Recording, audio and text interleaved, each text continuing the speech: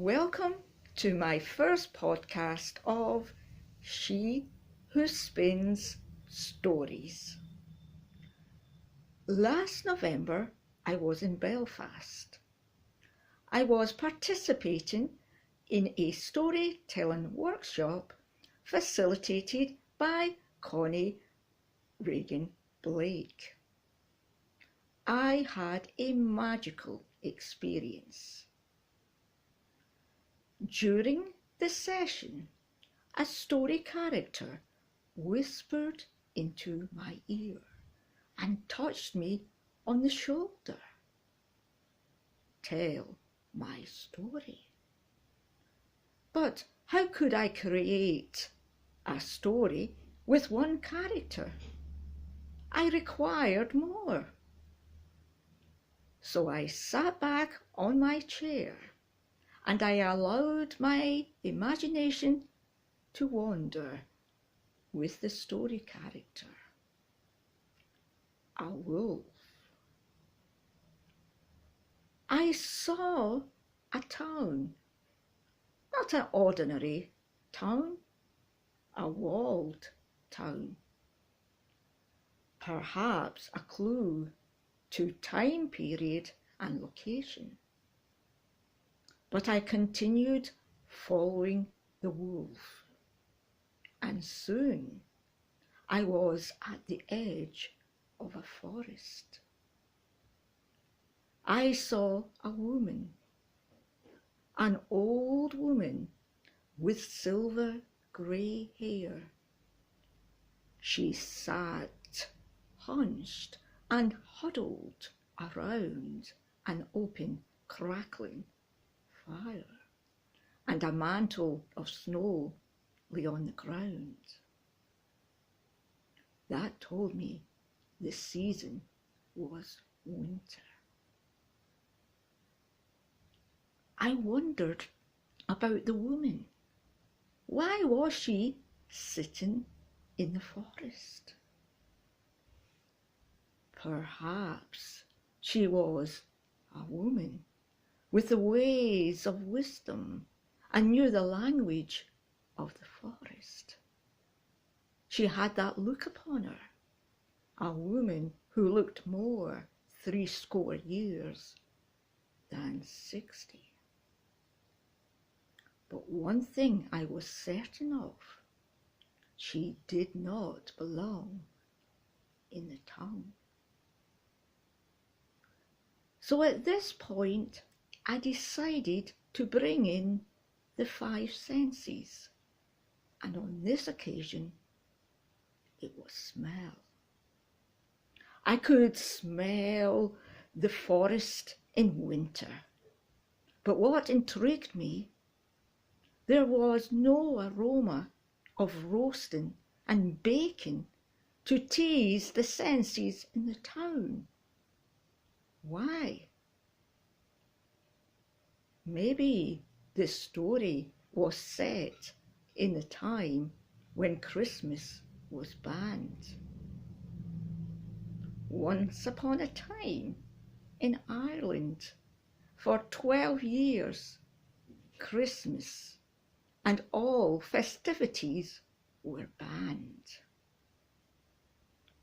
They were seen as of the flesh and could topple one into sin. So I was beginning to deduce that the story was to be set in the 17th century. So in order to add more credibility to the setting and to the characters, I decided to explore the 17th century. Well, just a bit.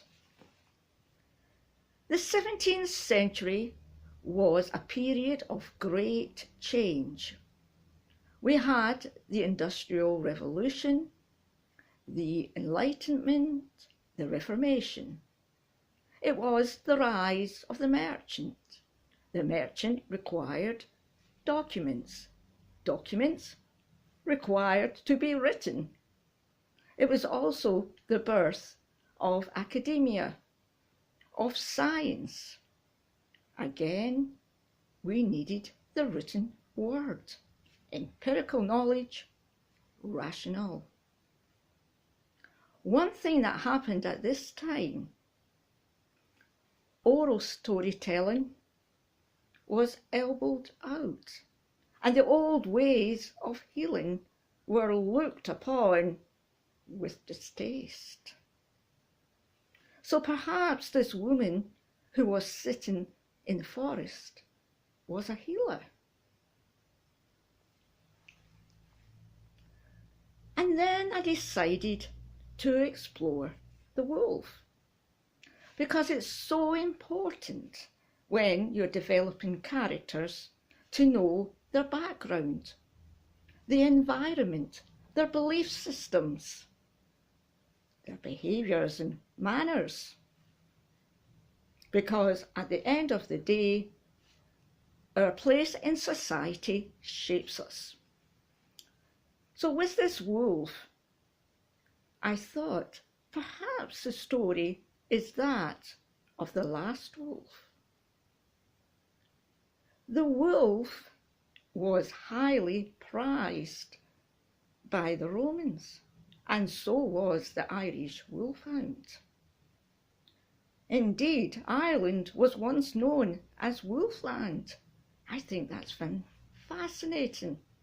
Here we have an animal that's so much part of the old ancient Irish psyche. But unfortunately, and it's not hard to fathom out who the antagonist of the story is going to be, the hunter. So I have a story with 3 characters: the wolf, the woman, the hunter. It's set in a walled town in winter.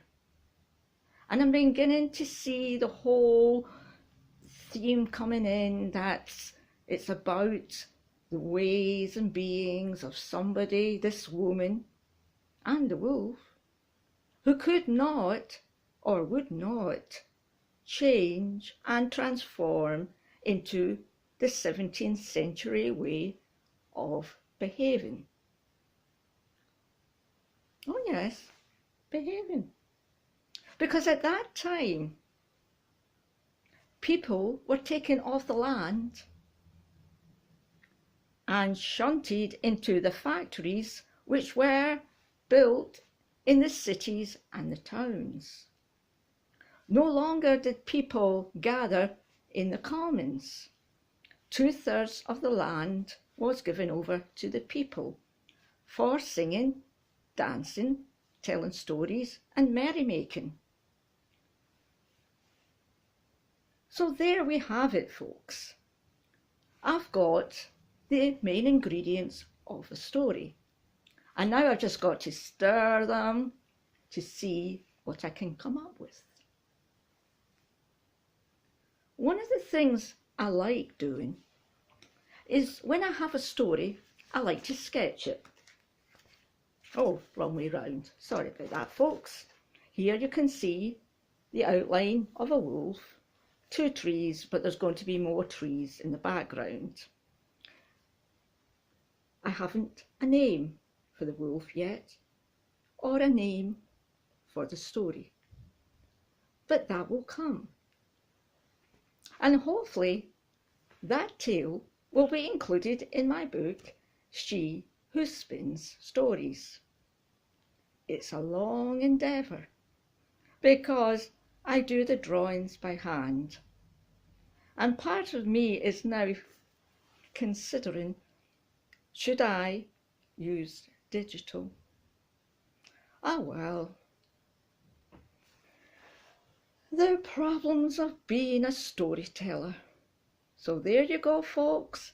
Have a lovely day, evening, wherever you are, and look forward to chatting again on podcast number 2.